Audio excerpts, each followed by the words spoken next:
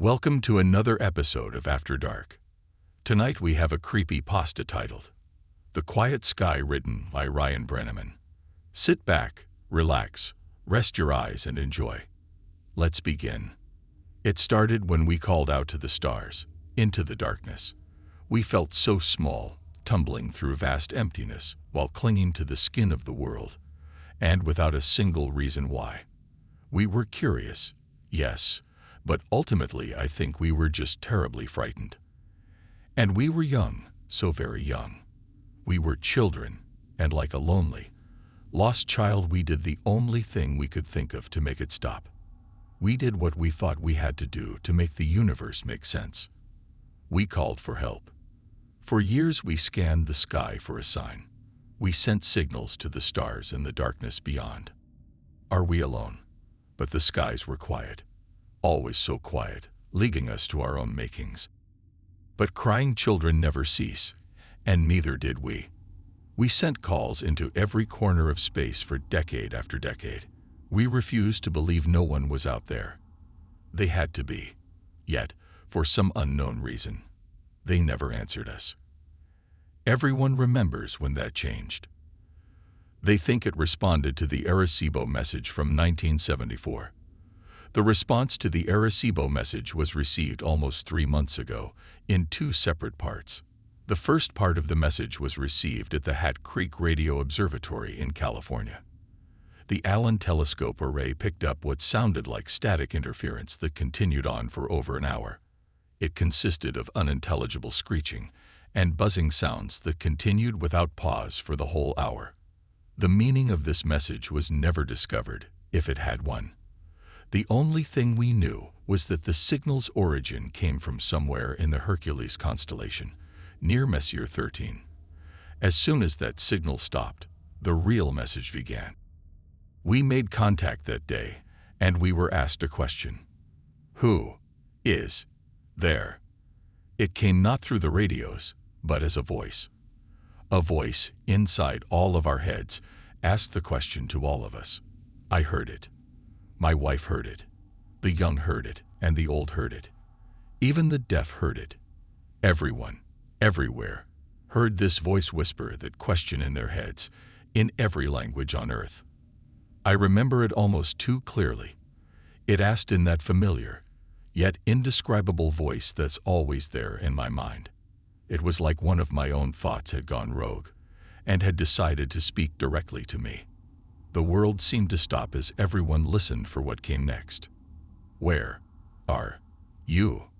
The heavy question seemed to linger in our minds for hours afterwards, and then for days, and then for weeks.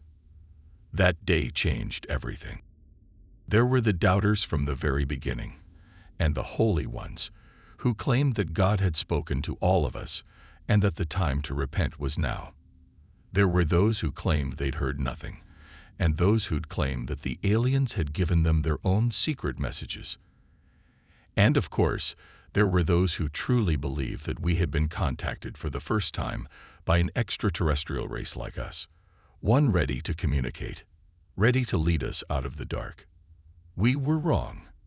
We never made contact with alien life. At least, nothing comprehensible or discernible to human understanding. The stars are vast, and in their vastness our voices had touched the ears of something truly incomprehensible, something hungry and malevolent. The voice. We realized our mistake when the ground started to groan. Beneath our feet, everywhere, the ground seemed to moan. The muffled sounds shook through the dust and dirt below us. No one knew what was causing it, at least, not until the calls started coming in. The graveyards were screaming. All at once, the dead had started screaming. Every deceased man, woman, and child was turning in their graves. All the animals did so too. Every dog, every cat, everything that had ever walked this earth. The cries of ancient whales shook the seas, and the shrill screeching of birds echoed in the forests. The caskets shook, and the morgues howled. The voices stopped together, in an instant leaving the world in an amplified silence. In their absence, a new sound filled the air. The voice returned. I hear you. It came as a whisper from behind, an ominous yet oddly playful presence that felt so close, but was truly still so far away. It let us breathe in the silence for a minute before it made us a promise. It was a promise we all knew to be true. I am coming. The voice was gone, and the air was again filled with screams. This time, they were from the living. After the voice had gone, we were left to our own devices. Millions panicked, and rightfully so, as chaos took hold of the streets. Many would die in the violence and the gunfire of that night. They would be known as the raptured before long, and the rest of us were the condemned. We could only wait. The screaming dead was only the first of the side effects that we felt as the voice approached. The closer it got, the more we felt it. That first night after the screaming, we noticed the stars bleed for the first time. A section of the western sky had turned black, blacker than the night. It was only truly visible because of the ring of stars around it. The light from those stars had turned red, and they seemed to bleed across the sky like food coloring dropped into water. Their light swirled and flowed all around the edge of some unseen mass. I knew then that I was staring into the face of the voice. Our scientists claimed that nothing was there, and that their radar and scans always came up empty. Their telescopes could see nothing but darkness in that section of space. However, the proof was right in front of us, as every night that ring of darkness got wider, and more stars bled in the sky. We watched it come. As each night passed, the black spot would widen, and more stars would distort and bleed around it. During the day, a new hell would greet us. The side effects worsened. The day always brought something new. I'm sure most of what happened will go untold and unknown. The animals started disappearing, all of them. No tracks, traces, or bodies were left behind. Pets would run away, some violently so. They all retreated, never to be seen again. The forests were left abandoned, the oceans empty, the air was left silent. The world left seemed empty and lonely. They left like water receding from the shore, just before the tsunami breaks. One day, about 2 weeks ago, scientists tried to talk to the voice again. They hoped, perhaps, to reason with it. They told it about what was happening on our world and asked it questions. The scientists begged. It didn't speak. When asked, "What do you want?" the voice sent a response. The next night, the skies lit up with streaks of fire. It was a light for hours, blazoned with orange and red. We didn't realize the effects until the next day, when the televisions turned to static and the telephones refused to work. We had sat, watching, as all the satellites were knocked out of the heavens.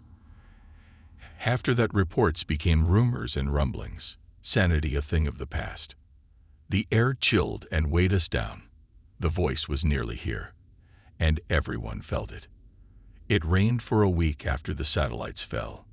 The rain was salty and mired with an unknown filth that turned the grass black. Maybe the satellites tracked something back in with them when they hit the sky. No one knew for sure. All we know is that it fell from clouds black as charcoal that blotted out the sun like liquid ash. Darkness fell upon us for days. When the clouds went away, the skies were empty. There were no clouds, yet the sky hung low and gray. If the sun was anywhere in the sky, it never made itself known. Even it had abandoned us. Each day grew slowly darker and darker until night, and day became almost the same. Some people would claim later that they'd seen things in the dark. Creatures with gangly limbs and crooked faces, lurking in the corner of their vision. They were tall, white creatures that looked molted or rotten through their transparent skin. Appearances would last for just a second or two before vanishing without a trace.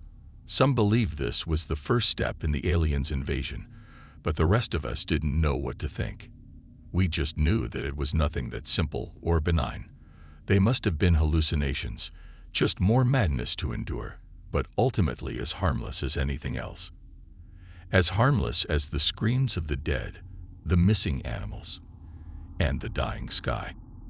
Appearances slowly increased in duration and number.